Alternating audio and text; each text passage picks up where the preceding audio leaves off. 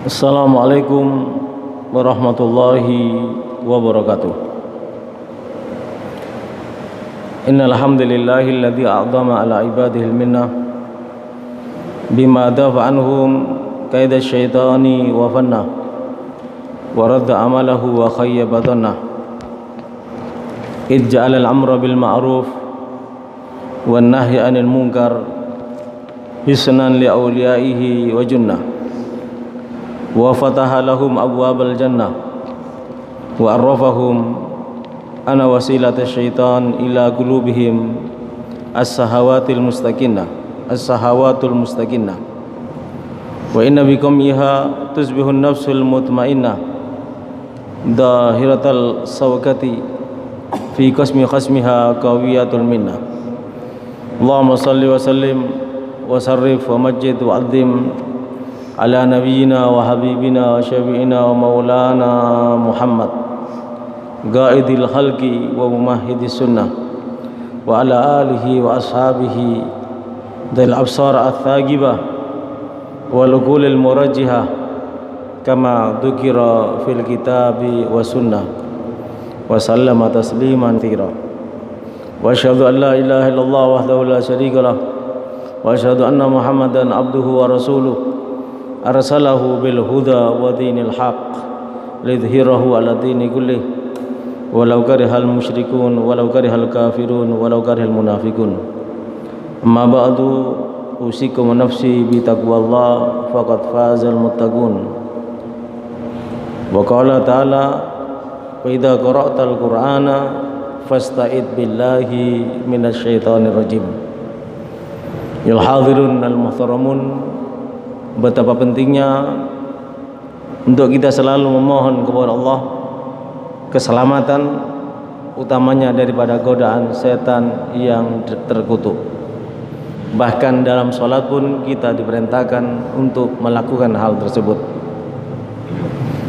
An Umar radhiyallahu an, dari Sayyidina Umar radhiyallahu an diriwayatkan sebuah hadis, annahu kana yaqulu, disebutkan bahwasanya Sayyidina Umar membaca, tentunya apapun yang dibaca biasanya bersumber daripada Nabi atau takrir daripada Nabi, karena semua sahabat tidak akan melakukannya kecuali berdasarkan takrir ataupun qaulun Nabi. Apa yang dibaca dalam salat? Yang dibaca dalam salat itu diantaranya subhanakallahumma wa bihamdik wa tabaraka ismuk wa ta'ala jadduk wa la ilaha wairuk. Hadis riwayat Imam Muslim dengan sanad yang munqati, dan juga diriwayatkan oleh Ad-Daruqutni dengan sanad yang bersambung dan juga dengan sanad yang mauquf. Artinya subhanaka, maha suci engkau, Allahumma ya Allah, wa bihamdika, dengan memuji engkau ya Allah, wa tabaraka, dan maha suci ismuka, namamu ya Allah, wa ta'ala, dan maha tinggi, jadduka, kebesaranmu, wa la ilaha wairuk, tidak ada Tuhan selain engkau ya Allah. Jadi subhanakallahumma wa bihamdik diartikan seperti itu oleh para ulama, kalau kita perinci kembali, unazzihuk anin naqais tanzihan, betul-betul aku mensucikan engkau ya Allah dari kekurangan-kekurangan, multabisan bithana, senantiasa memuji alaik kepadamu, wa subhanaka, kata-kata subhanaka dibaca dengan nasab karena itu adalah maf'ul mutlak, usabbihu subhanak, itu namanya maf'ul mutlak. Dan tentunya li fi'lin mahdhuf,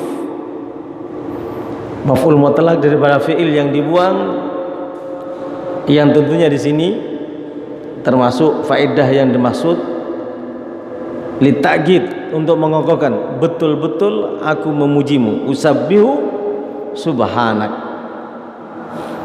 Dan sudah kita sebutkan tadi, wa tabarakasmuk, maha suci namamu ya Allah. Ai ta'adzama, maha agung, ismuka namamu, wa kathirat barakatuh, dan banyak berkah, keberkahan daripada nama Allah, fis samawati wal ard, di langit dan di bumi. Bukan hanya langit dan bumi, tapi bahkan di dunia dan akhirat. Sebagaimana kita ketahui, bismillahirrahmanirrahim, ar-rahman ay al-mun'im bijalailin ni'am, dengan nikmat-nikmat yang besar, nikmat iman, termasuk diantaranya ilmu, diizinkan duduk kita bersama untuk mengkaji ilmu, dimasukkan dalam surga, itu nikmat besar.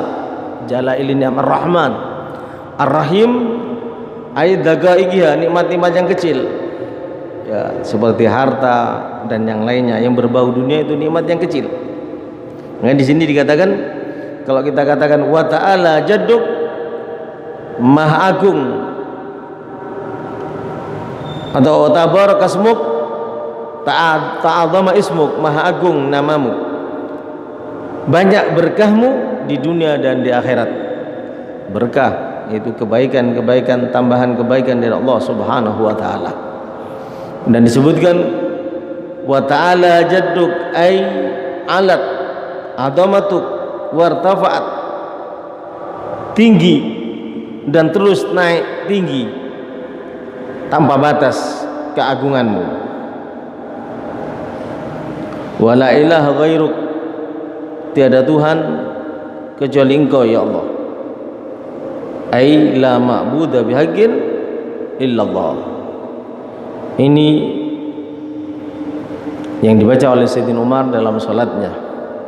Dia mengatakan, kalau marfu berarti yang dibaca oleh baginda Nabi Muhammad, yang mausul. Kalau mauquf berarti yang dibaca oleh Sayyidina Umar, tapi tentunya melalui tagrirun nabi atau fi'lun nabi, sebagaimana yang sudah kita baca sebelumnya.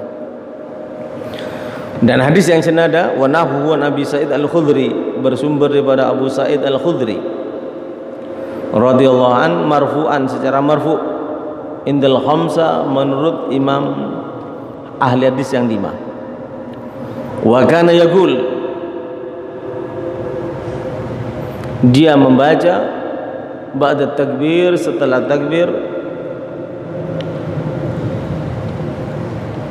yaitu a'udzubillahi samil alim minasyaitonir rajim min hamsi wa nafthi wa naffthi. A'udzubillah, aku berlindung kepada Allah As-Sami, yang maha mendengar, As-Sami lil aqwal, yang maha mendengar semua perkataan,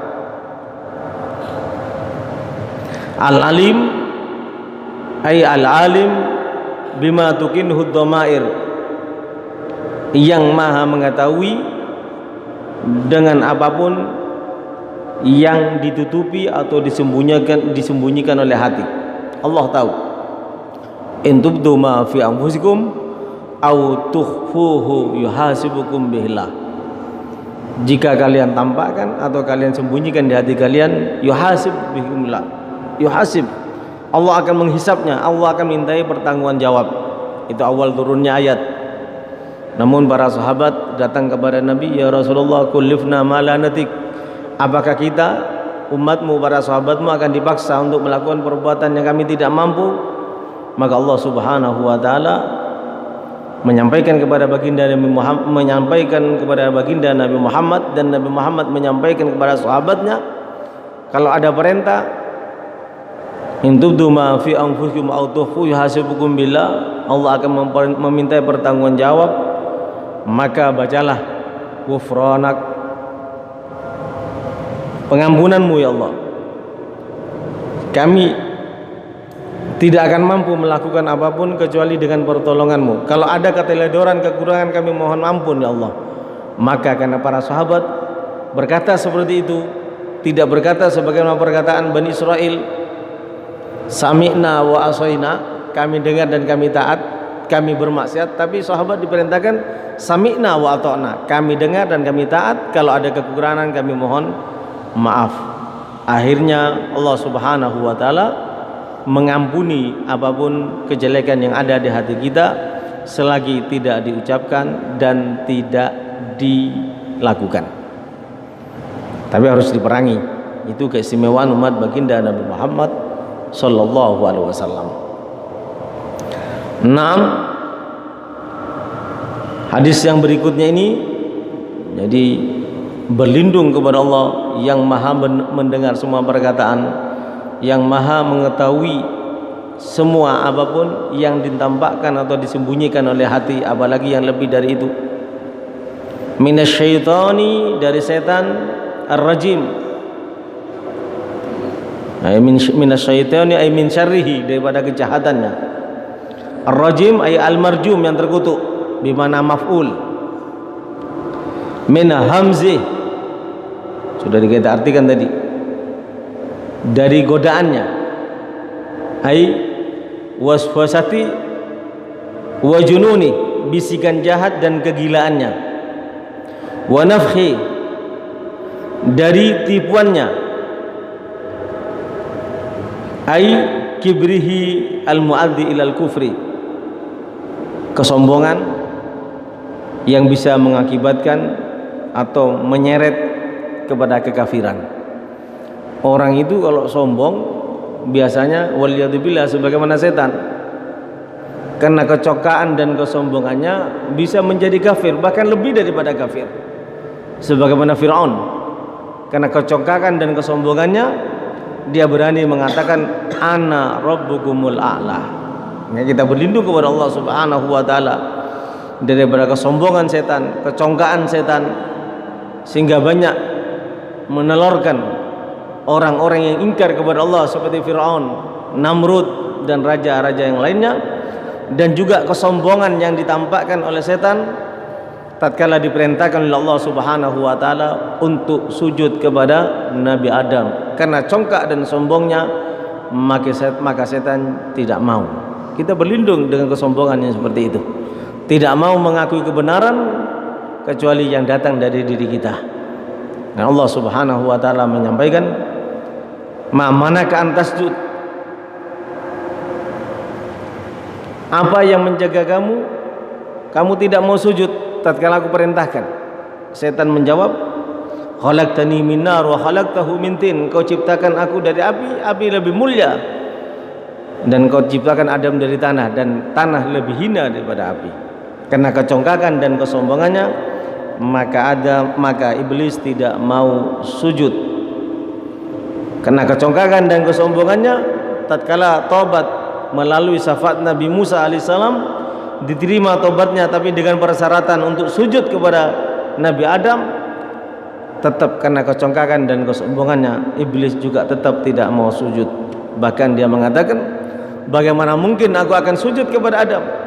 Adam dalam keadaan hidup saja aku tidak mau sujud, apalagi dia telah mati.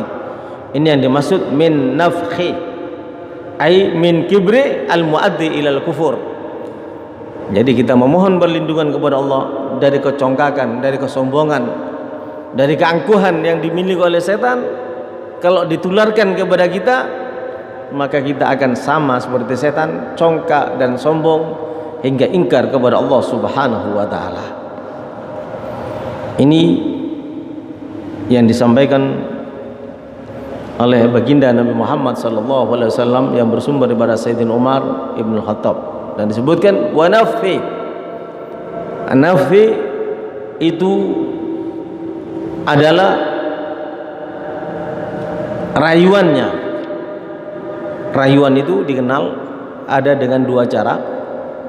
Rayuan dengan perkataan dan rayuan dengan sihir, ya.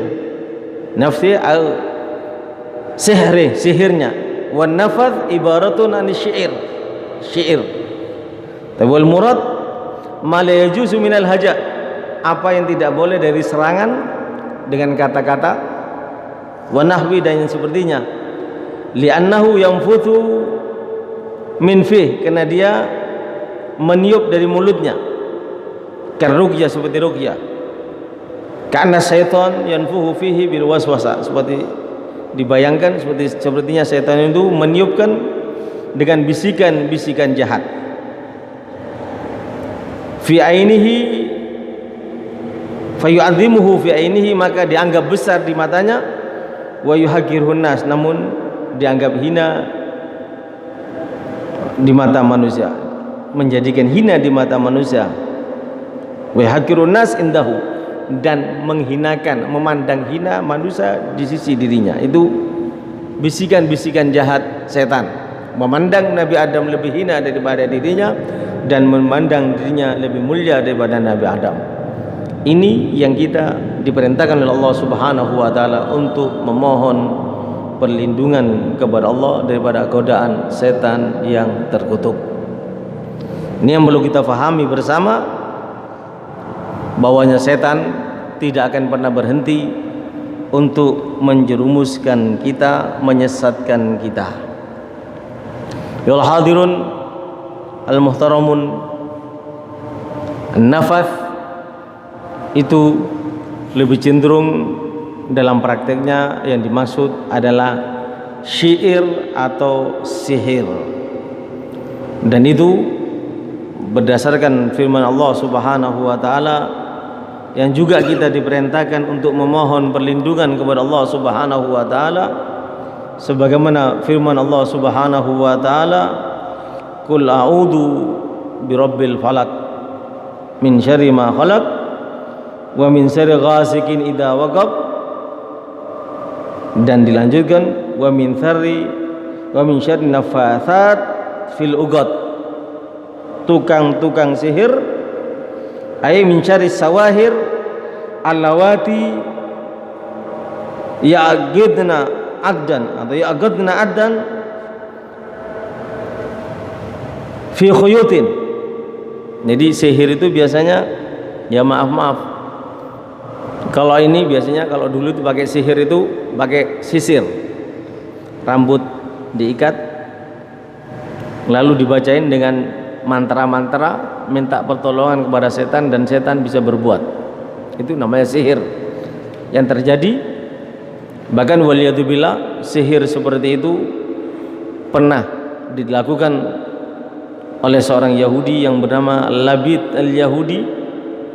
Dia pernah menyihir baginda Nabi Muhammad sallallahu alaihi wasallam, dan sihirnya itu 11 ikatan rambut, ihda asrata ugdah, ya, ikatan.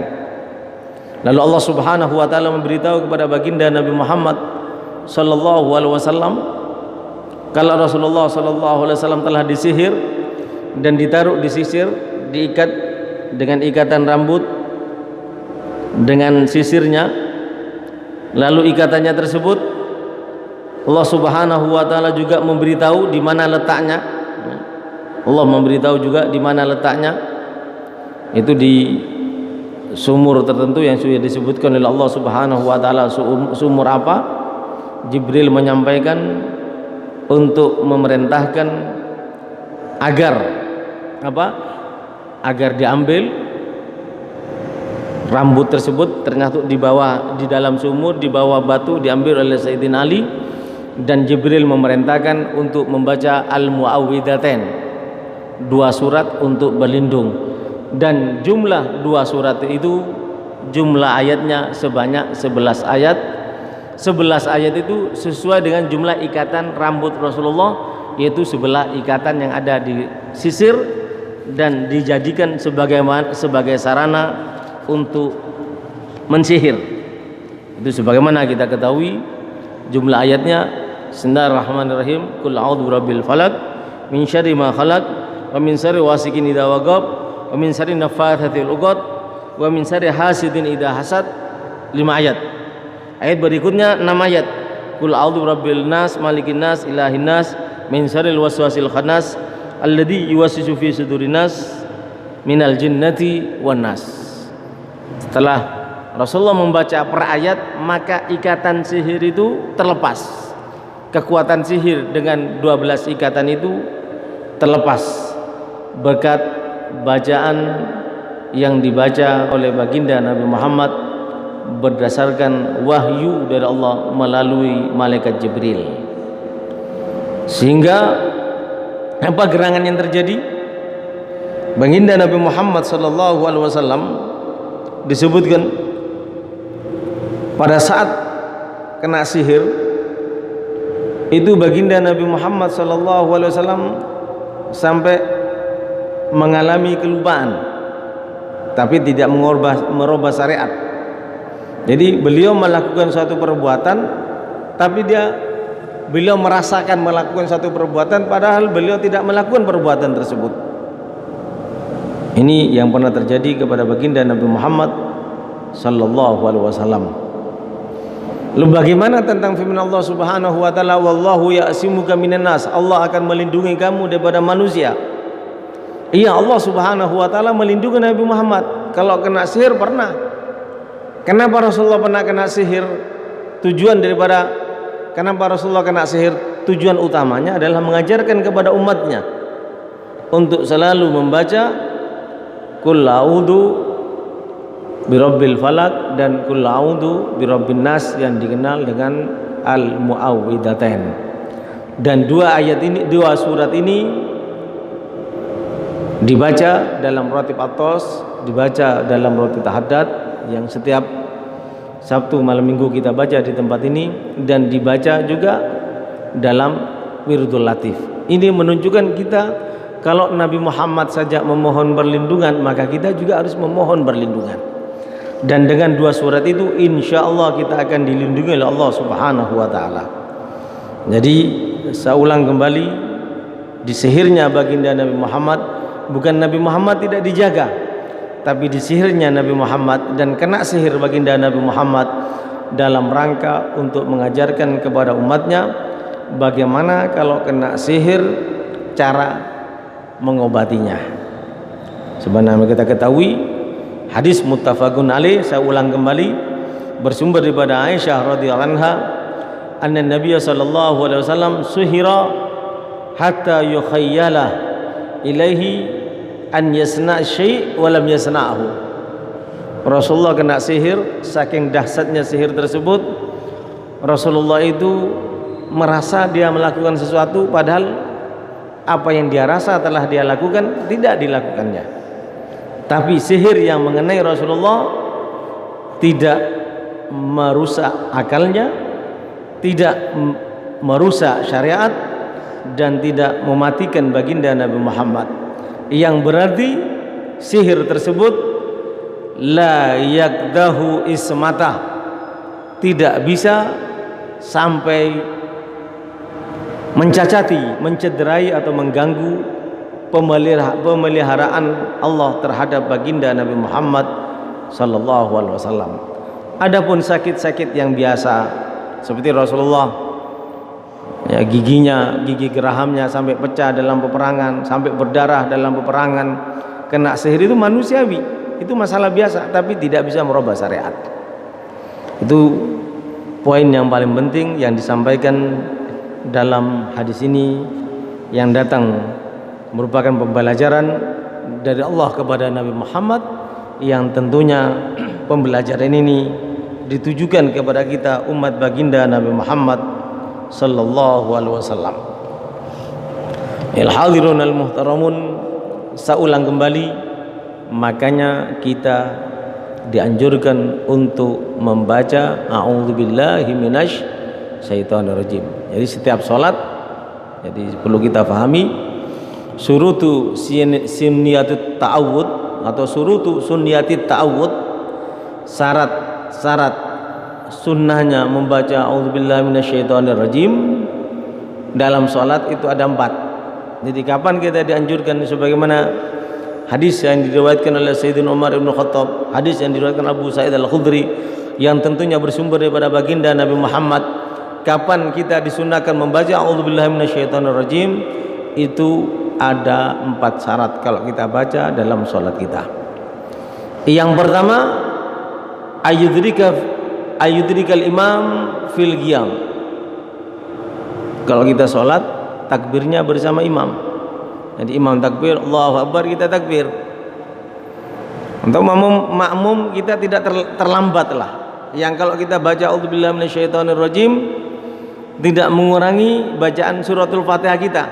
Jangan sampai ini kalau takbir Allahu Akbar baca Fatihah aja tidak selesai. Maka tidak perlu baca A'udzubillahi minasyaitonirrajim, baca Fatihah saja. Kalau kita makmum masbuk, makmum yang tidak takbir bersama imam, makmur yang ketinggalan. Sehingga apa? Kalau kita baca Fatihah, imamnya ruku, kita ikut ruku. Tapi kalau kita baca A'udzubillahi minasyaitonirrajim, berarti kita harus membaca A'udzubillahi minasyaitonirrajim sebagaimana doa iftitah kemarin, jeda waktunya seperti itu, baru membaca suratul Fatihah. Saya ulang kembali, sunnahnya membaca surah A'udzubillahi minasyaitonirrajim sebelum membaca suratul Fatihah. Tentunya utamanya apabila kita bisa tidak ketinggalan berdiri bersama imam. Fala ya'ti bihi idza adrakahu fi wairihi karuku'in wa sujudin. Kalau kita masuk masjid, kita takbir, imamnya sudah ruku atau imamnya sudah sujud, tidak perlu baca A'udzubillahi minasyaitonirrajim. Kita takbir Allahu Akbar, langsung ikut ruku bersama imam. Berarti dianggap satu rakaat selagi imamnya belum i'tidal. Atau kita takbir, imamnya sujud, ya langsung ikut sujud, jangan nunggu imamnya berdiri. Ya langsung aja masuk dalam sholat, tapi rukuk kita, sujud kita bersama imam tidak dihitung satu rakaat. Ini syarat pertama.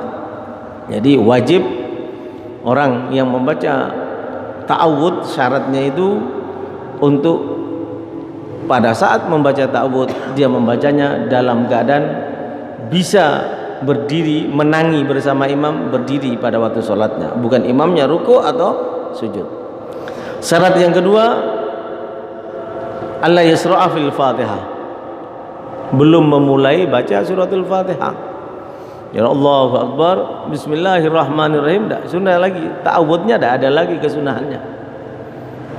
Sama seperti orang kemarin doa iftitah, Allahu Akbar, a'udzubillahi minasyaitonirrajim, maka Allahu Akbar kabira walhamdulillah katsira, inni wajjahtu, atau doa iftitahnya tidak sunnah lagi kalau sudah baca ta'awudz. Demikian juga kalau sudah baca suratul Fatihah, sudah tidak disunahkan lagi baca ta'awudz atau a'udzubillahi minasyaitonirrajim. Syarat yang ketiga, alla yakhafa fawata ba'dil Fatihah, tidak dikhawatirkan ketinggalan sebagian Fatihah. Kita makmum masbuk, makmum yang ketinggalan, makmum yang takbirnya pada saat rakaat pertama tidak bersama imam, tidak bersama takbirnya imam. Jadi imam sudah takbir, kita baru masuk Allahu Akbar. Apa yang wajib kita lakukan? Yang pertama, tidak boleh baca doa iftitah. Yang kedua, tidak boleh baca ta'awudz. Yang kita baca langsung bismillahirrahmanirrahim, alhamdulillahirabbil alamin, dan seterusnya. Sehingga kalau imam ruku, kita ikut ruku, tidak apa-apa. Tapi kalau kita baca doa iftitah, maka wajib kita baca doa iftitah sampai selesai. Kalau ketinggalan berarti kita sholatnya batal. Ya. Kemarin sudah kita jelaskan panjang lebar. Demikian juga ta'awudz. Kalau dengan baca ta'awudz maka mengurangi bacaan Fatihah. Ya, kalau kita tidak baca ta'awudz, seumpamanya sampai ihdinas siratal mustaqim. Tapi kalau baca ta'awudz kita baca sampai iyyaka na'budu wa iyyaka nasta'in. Itu berarti mengurangi bacaan yang wajib. Ini tidak boleh. Ini. Syarat yang keempat, alla yakhafa khurujal waqt, tidak khawatir keluar daripada waktu. Inilah hadirun al-muhtaramun, dengan demikian dapat kita fahami dari makna al-ijmali waradat anhu sallallahu alaihi wasallam siyawun fi du'a al-iftitah, diriwayatkan daripada baginda Nabi Muhammad sallallahu alaihi wasallam siwawun fi du'ail istiftah, versi teks atau hadis ini fi maqamin Nabi, dalam kedudukan Nabi sallallahu alaihi wasallam, wa yajharu bihi wa yu'allimun nas, Dia membacanya dengan keras dan mengajarkan kepada manusia kama syuriatil isti'adzatu, sebagaimana juga disyariatkan membaca isti'adzah. Baca a'udzubillahi minasyaitonirrajim minasyaitonirrajim wa gibri wa syi'ri, daripada kesombongan dan syairnya atau waswasati dan bisikan jahatnya. Bacaan-bacaan tersebut dibaca tentu tahassunan minhu, untuk melindungi diri daripada setan. Fi mustahalis shalah, dalam permulaan salat, di awal salat. Demikian juga wal qiraah, dalam permulaan bacaan. Kalau kita mau baca suratul Fatihah tapi dengan 4 syarat tadi, maka disunahkan untuk membaca a'udzubillahi minasyaitonirrajim sebelumnya. Setelah baca suratul Fatihah, membaca surat, setelah baca suratul Fatihah yang disunahkan juga kita disunahkan baca a'udzubillahi minasyaitonirrajim atau ta'awud, tapi bacaannya harus dipelankan, sunnahnya dipelankan, bukan dikeraskan. Ini yang perlu kita pahami bersama. Litakunu salatul musalli mahfuzatan, agar salatnya orang yang salat itu dijaga oleh Allah. Wa imtithalan liqauli ta'ala, dan dalam rangka mengamalkan firman Allah Subhanahu wa taala, fa idza qara'tal qur'ana fasta'id billahi minasyaitonir rajim. Jika kamu membaca Al-Qur'an, maka memohonlah perlindungan kepada Allah dari godaan setan yang terkutuk. Ini dianjurkan oleh Nabi sallallahu alaihi wasallam.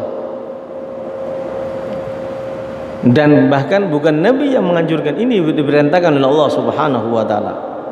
Wa mahalluha ba'da du'ail iftitah, tempatnya setelah baca doa iftitah atau sebelum membaca suratul Fatihah, atau setelah suratul Fatihah sebelum membaca surat.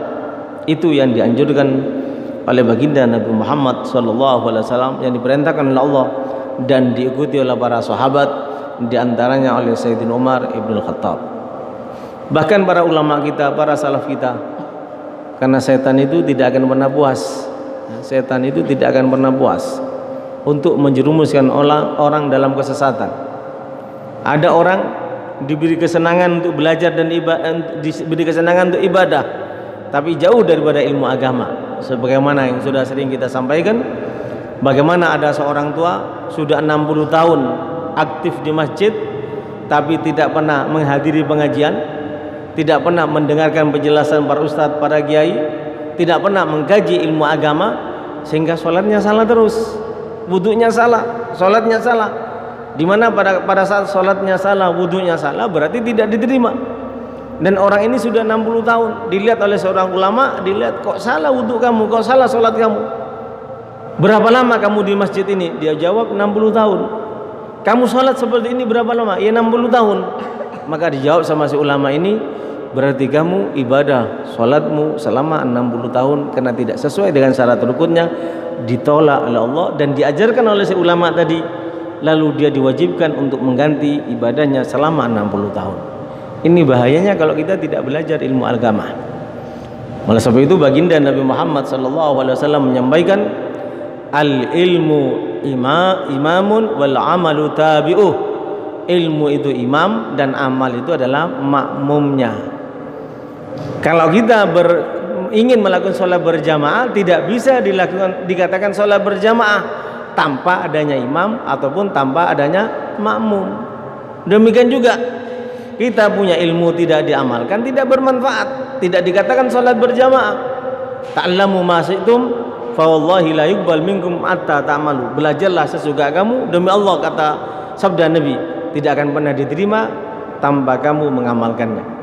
Sebaliknya kita hanya suka beribadah, tidak suka menghadiri majelis ilmu, maka seperti cita di orang tua tadi, 60 tahun sholatnya tidak sah. Karena Rasulullah menyampaikan ilmu itu imamnya dan ibadah itu, amal itu adalah makmumnya. Oleh sebab itu Ibnu Ruslan menyampaikan, wa kullu man biwari ilmin ya'malu a'maluhu mardudatun la tuqbalu. Setiap siapapun yang beramal tanpa ilmu, maka amalnya ditolak, tidak akan pernah diterima oleh Allah Subhanahu wa taala. Hadirin yang dimuliakan oleh Allah Subhanahu wa taala, hadis yang kita baca bahkan ada sumber daripada Al-Qur'an yang ada dalam surat An-Nahl ayat 98. Di situ disebutkan, "Wa idza qara'tal Qur'ana fasta'id billahi minasyaitonir rajim." Kalau kamu membaca Al-Qur'an, membaca suratul Fatihah, membaca surat, maka bacalah a'udzubillahi minasyaitonir rajim. Ar-rajim disebutkan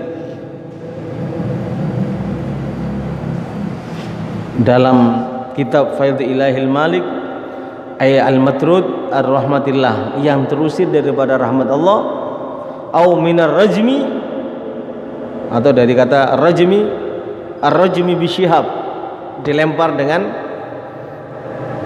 api atau gugusan bintang, allati tanfasilu minal kawakib, itu yang terpisah atau gugusan bintang ya, ala syaiton wadbaihi, yang dilemparkan kepada setan dan para pengikutnya. Fatuhrikuhum, lalu bisa membakar mereka. Jadi perlu kita fahami bersama, di antara irhasat itu kejadian luar biasa untuk seorang nabi sebelum dia menjadi nabi, itu namanya irhasat. Irhasat yang terjadi kepada baginda Nabi Muhammad SAW. Dulu setan itu bisa mencuri pendengaran pembicaraan malaikat, sehingga dukun-dukun itu sakti. Kalau dulu itu tukang sihir itu sakti, bisa tahu apa yang akan datang. Demikian juga jin-jin ifrit, juga mereka yang disembah oleh manusia, yang menolong manusia untuk menyesatkan manusia, mereka juga sakti karena bisa mencuri pendengaran daripada pembicaraan malaikat. Sehingga diabadikan dalam Al-Quran, mereka mengatakan, wa anna lamasna samaa fawajadnaha mul'at harasan syadidan wa syuhuba. Sesungguhnya kami tatkala menyentuh langit, mau masuk langit mencuri pendengaran, fawajadna muliat harasan syadidan, kami mendapatkan langit penuh dengan penjagaan yang ketat, wa syuhuba, dan ada gugusan-gugusan bintang yang dilemparkan kepada kami. Wa anna kunna naq'udu minha maqa'ida lis-sam'i faman yastamil ana yajdahu shihabar rasada. Kata jin-jin ifrit, biasanya kami datang ke langit untuk mencuri pendengaran apa yang disampaikan oleh iblis, yang dibicarakan oleh malaikat, dan itu yang nanti disampaikan kepada dukun, kepada tukang sihir, sehingga manusia tidak menyembah Allah tapi menyembah jin atau setan ya. Kadang-kala sampai sekarang itu terjadi ya, buang makanan di persimpangan jalan itu menyembah setan itu. Kalau dulu mungkin sakti, kalau sekarang setelah Rasulullah lahir, langit dijaga dengan rapi. Setan, jin ifrit tidak bisa. Tukang dukun dan sihir tidak punya kemampuan apa-apa, karena tidak bisa mencuri pendengaran yang dibicarakan oleh para malaikat. Dan yang memaksakan diri untuk masuk ke langit mencuri pendengaran akan dilempar dengan gugusan bintang. Coba kita lihat bagaimana keistimewaan baginda Nabi Muhammad SAW, irhasat yang dimiliki oleh baginda Nabi Muhammad SAW. Dan ayat ini menjelaskan, di samping setan juga jin ifrit yang akan menyesatkan, ini menjelaskan kita dimintai oleh Allah untuk memohon perlindungan. Tentu Allah memerintahkan dalam rangka untuk melindungi kita. Dan siapa yang memohon perlindungan kepada Allah, bukan kepada dukun, bukan kepada tukang sihir, bukan kepada iblis, setan, sujud kepada setan dan iblis, pohon, berarti jin ifrit dan yang lainnya, tapi memohon perlindungan kepada Allah maka dia akan dilindungi oleh Allah Subhanahu wa taala. Itu disebutkan dalam ayat berikutnya, innahu laisa lahu sultanun 'alal ladzina amanu wa 'ala rabbihim yatawakkalun. Setan, jin ifrit tidak akan mempunyai kekuasaan, tidak akan mempunyai kemampuan untuk menyesatkan atau mengganggu kepada mereka yang bertakwa kepada Allah Subhanahu wa taala, yang takut kepada Allah Subhanahu wa taala, yang bertawakal kepada Allah Subhanahu wa taala. Karena mereka taat kepada Allah dan mereka menjadikan Allah sebagai pelindung mereka, maka mereka dilindungi oleh Allah. Setan dan jin ifrit tidak mempunyai kemampuan apa-apa. Saya ulang kembali betapa pentingnya kita memohon perlindungan. Sehingga sebelum saya lupa, bagaimana yang dianjurkan oleh para ulama kita, dicontohkan oleh para ulama kita dan dulu kita, bukan hanya pada saat sholat sebelum membaca suratul Fatihah atau membaca ayat, kita dianjurkan membaca a'udzubillahi minasyaitonirrajim sebelum takbir, sebelum niat. Jadi kalau kita mengatakan sholli fardhu subhi raka'ataini mustaqbilal kiblati imaman lillahi ta'ala atau makmuman lillahi ta'ala, sebelum kita melafadzkan niat dan sebelum kita takbir, para ulama kita menganjurkan kita membaca at-ta'awudz, memohon perlindungan daripada setan. Jadi sebelum kita takbir, sebelum kita niat, a'udzubillahi minasyaitonirrajim, rabbi a'udzubika min hamazis syayatin wa a'udzubika rabbi yahdurun. Mereka biasanya melanjutkannya dengan bacaan qul a'udzu birabbin nas malikin nas ilahin nas min syarril waswasil khannas alladzi yuwaswisu fi sudurin nas minal jinnati wan nas. Juga mereka melanjutkan biasanya rabbi adkhilni mudkhala sidqin wa akhrijni mukhraja sidqin waj'alni min ladunka sultanan nasira. Agar tatkala takbir dan salat tidak lupa kepada bacaannya, agar pada saat takbir dan salat tidak hilang kehusuannya karena dicuri oleh setan. Ini yang diajarkan oleh ulama-ulama kita. Mudah-mudahan apa yang kita bahas pada pagi hari ini menjadi perlindungan bagi kita, perlindungan untuk iman kita, sehingga kita diwafatkan dalam keadaan husnul khatimah. Ya Allah biha ya Allah biha ya Allah biha ya Allah biha ya Allah bismil khatimah. Ya Allah biha ya Allah biha ya Allah biha ya Allah biha ya Allah bismil khatimah. Ya Allah biha ya Allah biha ya Allah biha ya Allah bismil khatimah.